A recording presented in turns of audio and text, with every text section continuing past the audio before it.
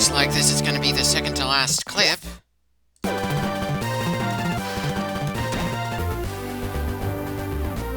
Right. Of course there's another barrier between us and the ship we need to get into in order to escape the planet.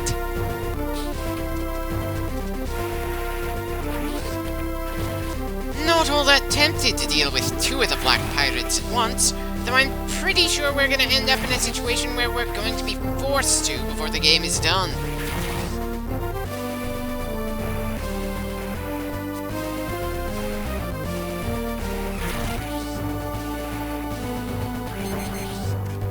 Right, another of those barrel things. Kinda makes me think of the gonk droids from Star Wars. They're somehow not as cute.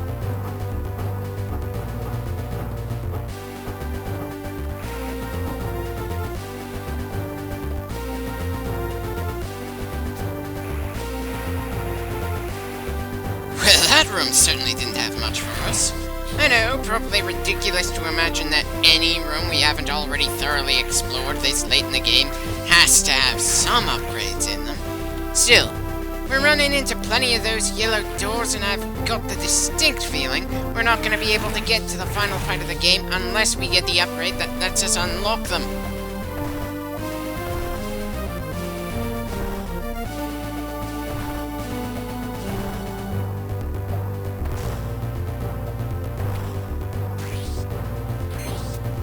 Okay, so no way up there from here, for some reason.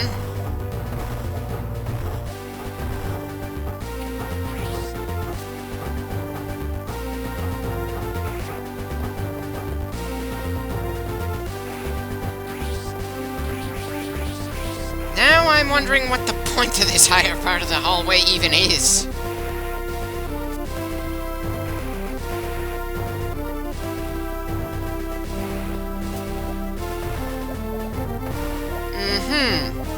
So there's nothing that can be destroyed by a screw attack, and the bombs aren't making things any more obvious for us. Time to move on. And the dumpster droid doesn't seem all that inclined to drop down the hole we made either. Definitely no clue what's supposed to happen in there.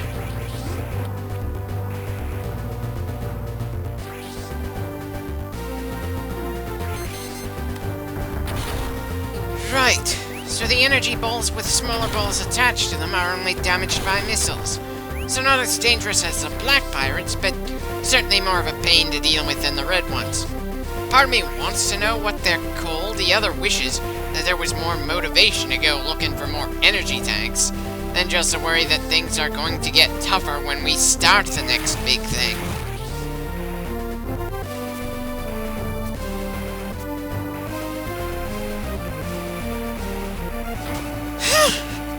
Okay, definitely nice that one of the bastards tried to jump on us and immediately disintegrated for just trying. That is just so rare in games, where enemies die just by touching us. It's usually the other way around. Somehow doubt that would work against the Black Pirates, though. And dear God, I wish I had a way to describe them other than just Black Pirates.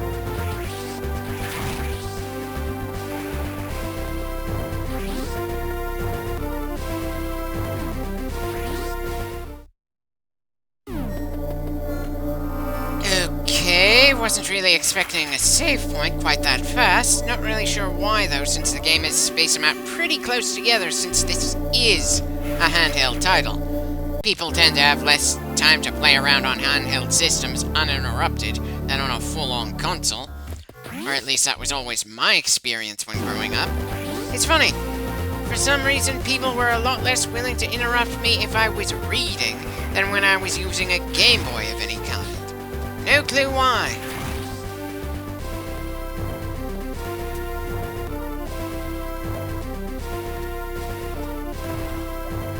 Huh. Why is there a block on the far right? Apparently no reason at all. Is it any wonder in this particular playthrough, as I'm refamiliarizing myself with the whole Metroid franchise, that I did the stupid thing and didn't do a whole lot of revisiting various locations in order to gain more upgrades. Anyway, we now gained the power bomb, not to be confused with a wrestling move with the same name.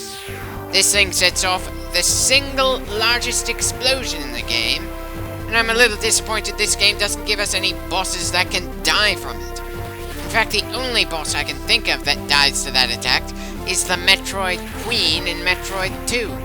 And I don't fully remember if that was the case in Nintendo's official remake, Samus Returns.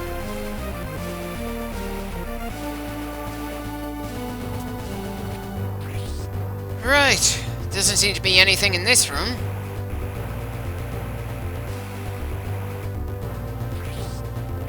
Again, I just found the playthrough where I stumble around and do stupid things and stumble onto the ways forward more entertaining for Zero Mission than the more smooth, easy mode run. And again, since this is supposed to be Samus's absolute first mission, it's actually rather understandable that she'd be stumbling around so much. Still, while I've gotten a better handle on things since the beginning of the game, it's clear I definitely needed more practice with this style of game before actually advancing to the next Metroid. I'm gonna put the easy run on a separate playlist for those who'd rather not see someone go through this game with a cheat code at 2 separate points.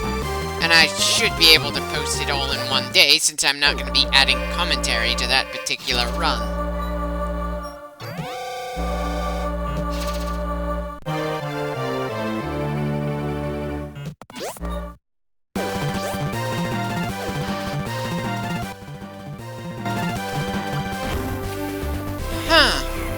Could have sworn I did some more exploring before heading to the next boss area. Still, we have the means to reach him now. Wonder why I still have enough footage for a clip to come after this one, then.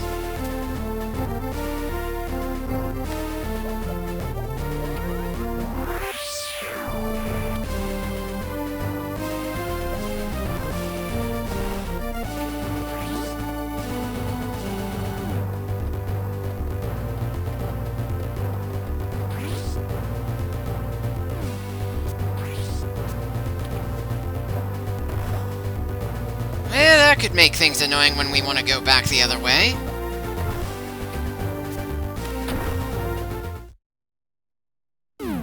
Right, the room for the final boss fight of the game. If you know what you're doing, or have enough energy tanks and other upgrades, then it's no problem at all. But I'd say I've made it rather clear that in this playthrough at least, I don't know enough of what I'm doing to do things smoothly, and I most definitely don't have enough energy tanks to make up for my lack of skill. I know, it's supposed to be a robot version of Ridley, but for some reason I can't help imagining it's actually Crow from Mystery Science Theater after an upgrade or two. It just somehow makes more sense to me than Ridley being enough of a narcissist to make a robot version of himself. Anyway, Crow T-Robot has only one weakness on his body, that orange bit on the torso. It is a damn annoying target to hit even when you don't have to worry about his hand blocking your shot. Now I've seen plenty of people rip through the Robo Ridley with ease, some with absolutely no damage at all. And even by my own admission, I don't believe that the large robot is anywhere near as annoying to deal with as Mother Brain in this same game. It's just us in his chamber, with only one means of damage, being, well, the robot's attacks, coming from the claws and projectiles. Hell, it's arguably more fair than when we fought against Ridley himself. But it is also the biggest sign to me that I haven't learned as much as I should have over the course of this game. Again, while the boss fights do a very good job of stopping us in our tracks, the other enemies in the game, for the most part, don't force us to learn or change our ways. Which means that, while the game's area by area and event after event difficulty curve looks pretty fair, when you zoom in, it's essentially a lot of mountains of differing heights that head back down as soon as the boss is killed. And granted, while the low points in the difficulty curve rise up compared to what happened before the boss, it doesn't change the fact that the bosses, and maybe the final group of regular enemies as we escape, are the only really challenging fights. I wouldn't even call this a problem in the game itself. It's just an issue I'm feeling as someone who doesn't generally do a lot of 2D games, reintroducing myself to the section of this series that was exclusively just two-dimensional. I'm sure plenty of people who grew up with 3D action games, it's very hard to get into this half of the Metroid series. The non-boss fight portions generally lure you into a false sense of security, so that just about every boss fight is a nasty surprise in its own right. Some gamers coming into this blind would enjoy that. Some wouldn't.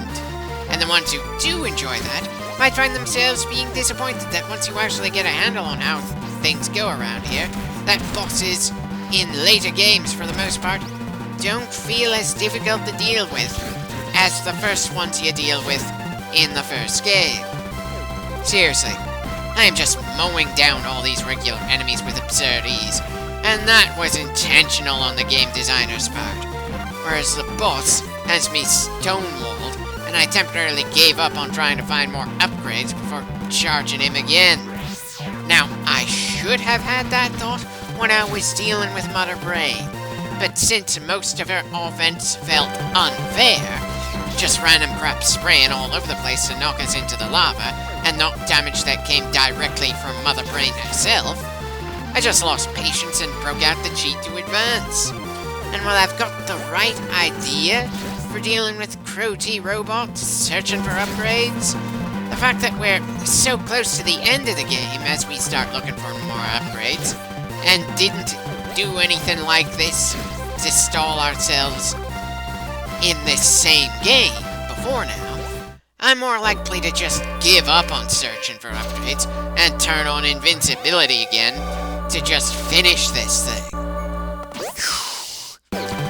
And I personally find it shameful that in numerous runs of this game, that's how I generally do my playthroughs, given the fact that I wait until I'm outright rusty before returning to the series.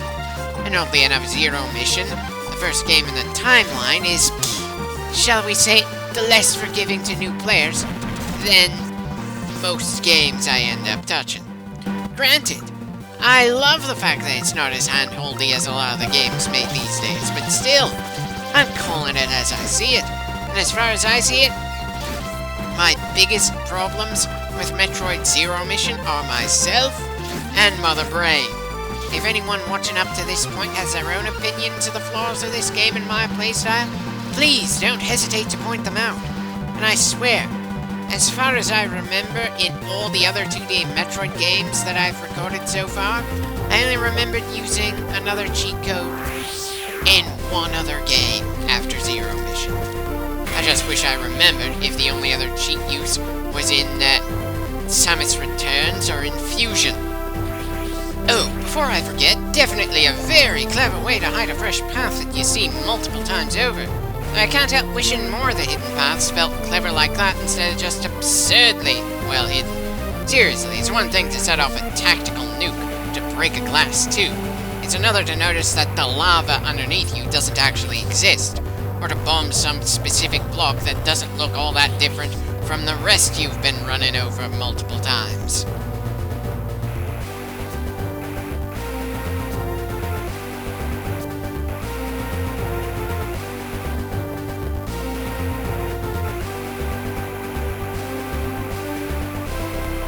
Okay, somehow was expecting a lot more from the area where we broke the glass too. Or maybe I just went in all the wrong directions for the moment.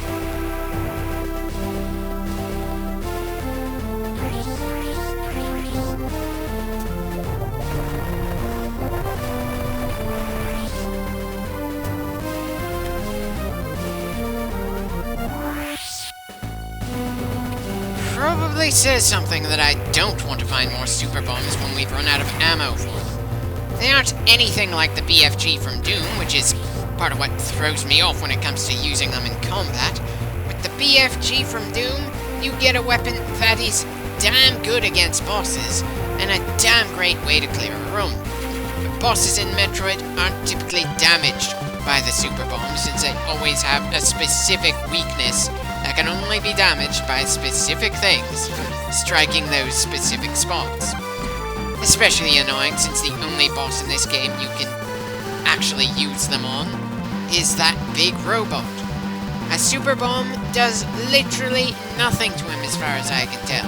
And with how easy the usual enemies are to deal with, a super bomb is only used as a key to unlock doors in this part of the game. That perhaps I should have considered using the damn things against black pirates to see if they sped up killing the bastards.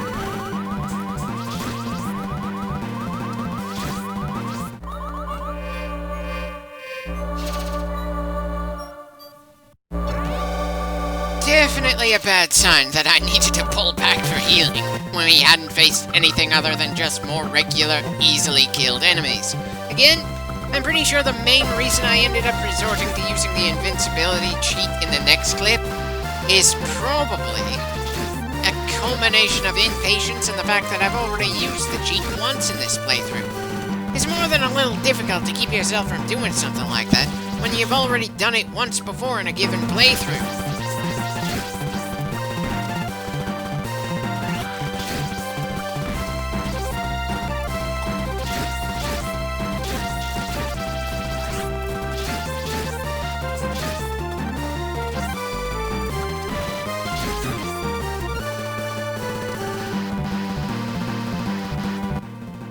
Another upgrade that we can't even see. Again, the easy mode run I ended up with more upgrades. And I can't help feeling that if I had gotten that many for the normal run that I'm commenting on right now, I might not have needed to use a cheat to finish the game.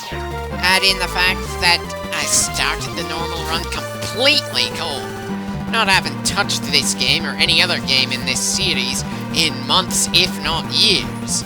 But the easy run, I had the advantage of having gone through the normal run literally minutes before I started the second run through this game.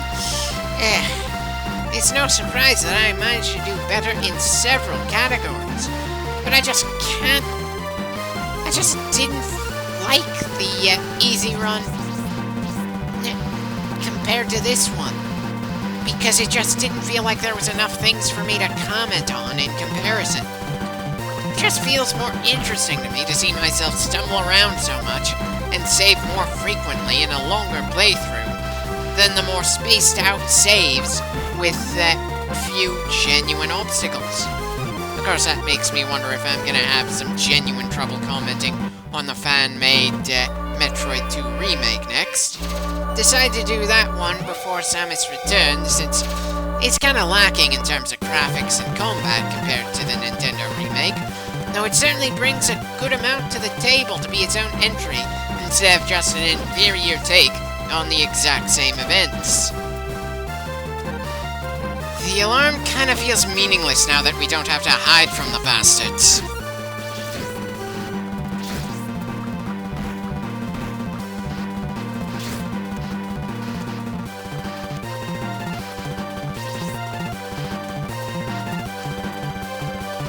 Okay, so if all of those blocks are too fragile for us to stand on, why is it I think we saw some of the pirates standing on them at various points?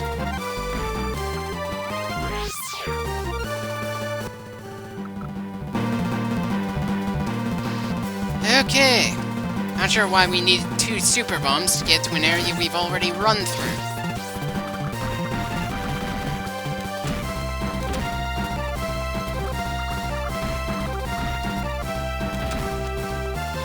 As much as I appreciate finding an upgrade, I really would have preferred it be something like that we actually needed, like an energy tank. Hell, part of me can't help feeling that more power bomb upgrades would kinda be a waste. Do I just not have enough of an understanding about the power bombs in this game?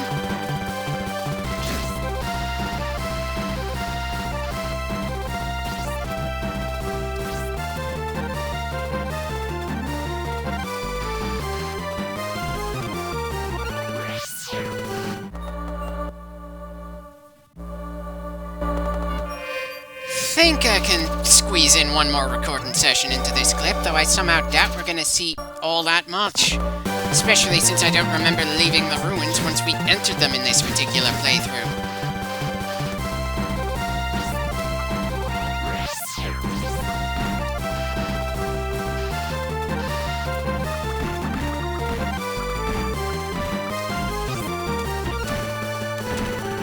You'd think I'd have figured out how to shoot diagonally down more easily by now.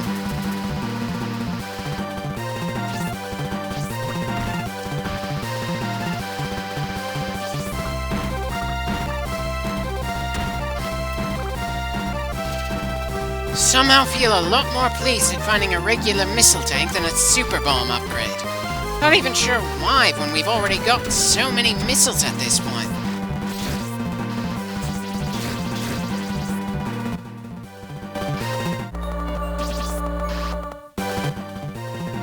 Right, so this corner doesn't have anything else for us as far as I can tell, and it's a pain in the ass to get to other areas from here. Hell, it looks like in this playthrough there's going to be sections of the planet that are completely unexplored, even though they're still visible on our map. Yeah. Just another sign that I ended up becoming impatient at the end of this playthrough, despite the fact that we've gone through longer games before. Thankfully, this is the only Metroid game where I ended up getting impatient.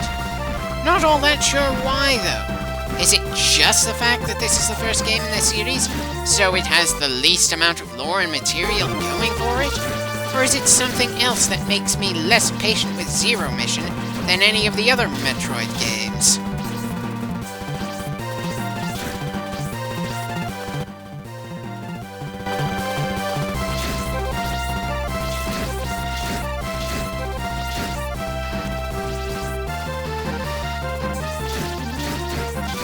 Really wish that killing pirates that easily could feel like an accomplishment.